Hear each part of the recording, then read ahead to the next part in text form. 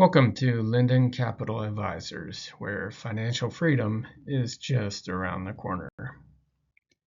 Today we'll be talking about the retirement and risk planning recommendations for Mark and Debbie Brown, and this includes 7 retirement planning recommendations and 6 risk management planning recommendations.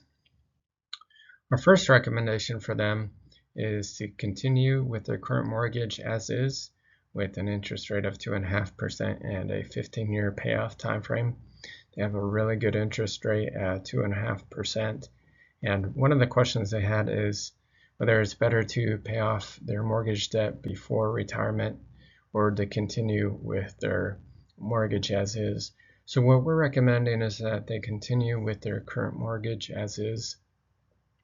We know that if they were to pay off their mortgage debt sooner, it would add increased expenses to their cash flows. So they could either pay off a large lump sum in a short time frame or larger lump sums in a shorter time frame. However, since they have a really good rate and they are expected to pay off their mortgage by 2035 anyways, we're recommending that they continue with their mortgage as is. Our second recommendation is to take Social Security at full retirement age when Mark turns 67. So once Mark retires, they'll need to replace quite a bit of income since he'll no longer be receiving his Texas Tech salary of $250,000. And one of the primary sources of that income replacement is Social Security. So for that reason, we're recommending that he take Social Security at age 67 to replace quite a bit of that lost salary income. Our third recommendation is to purchase Mark's new SUV in 2025 at a cost of about $50,000. So we know that Mark currently drives a 2020 vehicle, and one of their priorities listed at a 6 out of 10 was purchasing a new SUV. One of the questions they had was whether it's better to buy or lease. And first of all, since we know they have a fairly high priority of purchasing a new vehicle for Mark, we've put this at the forefront of our recommendations. And the second thing is that when it comes to buying versus leasing, the reality is there are advantages to both of those. Leasing is typically a way to lower your monthly costs, and so that can be an advantage. However, there could be restrictions on the miles you can drive per year. So since Mark and Debbie are planning on traveling quite a bit in retirement, our recommendation is to purchase their new vehicles. Our fourth recommendation is to purchase Debbie's new vehicle in 2027 at a cost of about $50,000. We know that purchasing a new vehicle for Debbie was fairly high on their retirement planning's priority list at a 6 out of 10. So with this in mind, we're recommending that they purchase a vehicle for her in 2027, which is about 5 years after her last purchase. And from that point on, we recommend purchasing about every 10 years. And we know that cars are built to last today, and with proper maintenance, they can easily run over 100,000 miles. So we're recommending a total of 3 new purchases throughout retirement for Debbie. Our fifth recommendation for them is to add upgrades to their personal residence of about $50,000 over a 10-year period. We know that adding upgrades was fairly high on their retirement planning priorities list, so we want to make sure we can accomplish this. However, if we were to do this in 1 year with a lump sum of $50,000, we'd probably have to take on a HELOC, which would add additional debt and interest to their balance sheet. So what we're recommending is that they space out these upgrades.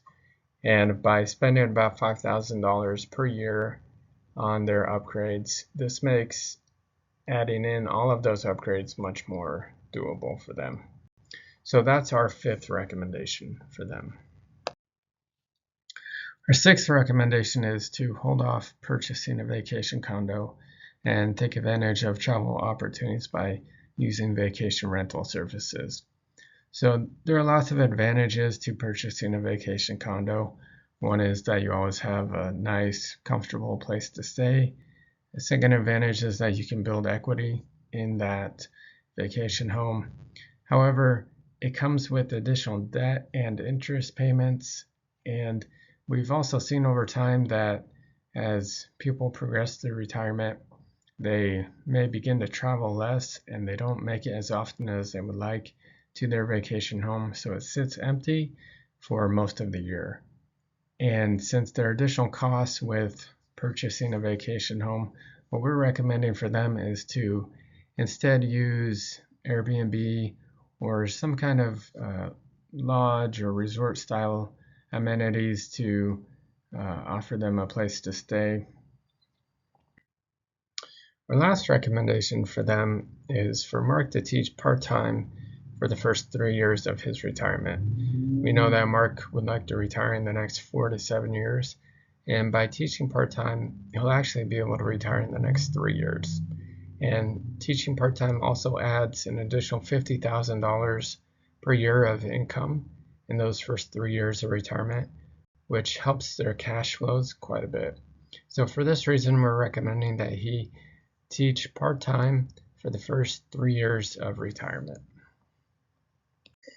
Moving on now to our risk management recommendations. Our first recommendation is for them to continue with the Health Select of Texas plan until Mark reaches age 65. And then at that point, enroll in Medicare.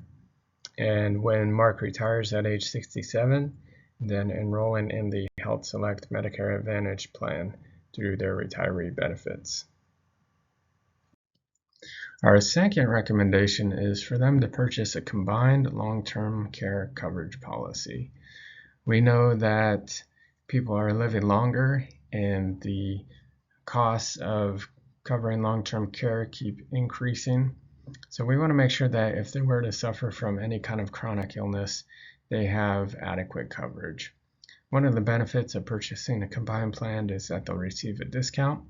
So we're recommending that they purchase a combined plan with an expected annual premium of about $7,000 and a total benefit of $330,000. Our third recommendation for them is to purchase additional short-term disability coverage with a monthly benefit of $2,500. We know that Mark currently has a monthly benefit of $6,600 and their taxable income is about $180,000 per year. So in order to close that gap of the 60% coverage, which would be about $9,100, and their current coverage $6,600, we're recommending adding about $2,500 in monthly benefit to their coverage.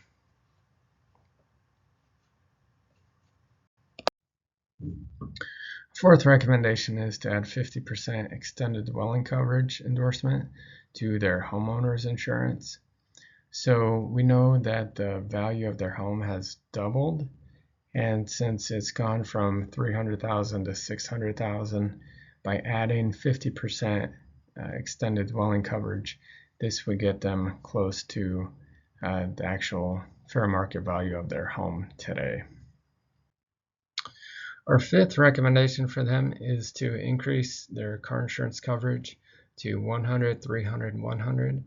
Right now they have the bare minimum in coverage, and so we want to make sure that if they were to get into an accident, that they have better coverage for themselves and their vehicles.